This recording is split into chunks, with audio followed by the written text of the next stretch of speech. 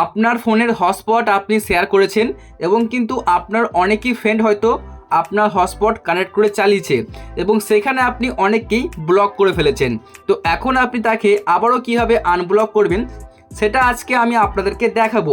কারণ আপনি যাকে ব্লক করবেন সে কিন্তু আর আপনার নেট চালাতে পারবে না। তো তাকে আনব্লক করার জন্য কি করতে হবে চলুন দেখিয়ে দিচ্ছি।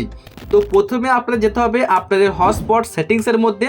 আপনি এখান থেকে উপর থেকে কন্ট্রোল সেন্টারকে জাস্ট টেনে নিয়ে যাবেন, আপনি এ জায়গায় পাবেন বা আপনি এদিকে স্ক্রল করবেন, দেখতে পাচ্ছেন শো করছে এই যে আমাদের পার্সোনাল হটস্পট। যদি আপনি এখানে না পান আপনি সেটিংসে গিয়ে সার্চ করবেন হটস্পট লিখে, আপনি কিন্তু পেয়ে যাবেন। তো আমি সিম্পলি এখানে জাস্ট চাপ দিয়ে থাকছি, ঠিক এইভাবে দেখতে পাচ্ছেন পুরোপুরি সেটিংসটা চলে এসছে। তো এখন দেখুন দেখাচ্ছে এখানে এই যে কানেকশন 0 দেখতে পাচ্ছেন এখানটাতে। আমরা জাস্ট এখানে ক্লিক করছি, আপনাকে মোটামুটি এটাতেই ক্লিক করতে হবে, আপনি খুঁজে নেবেন ওপরে বা নিচে থাকতে পারে বা এখানে থাকবে, জাস্ট ক্লিক করবেন।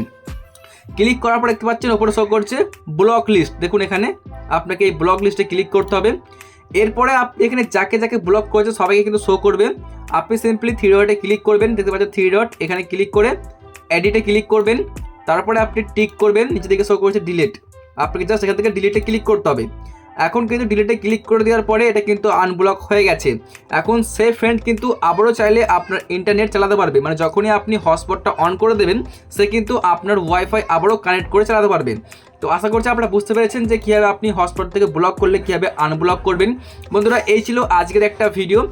যদি আপনাদের এই ভিডিওটি ভালো লেগে থাকে আপনারা অবশ্যই আমাদের চ্যানেলটিকে সাবস্ক্রাইব করুন এরকমই হেল্পফুল ভিডিওগুলো সবার আগে দেখার জন্য।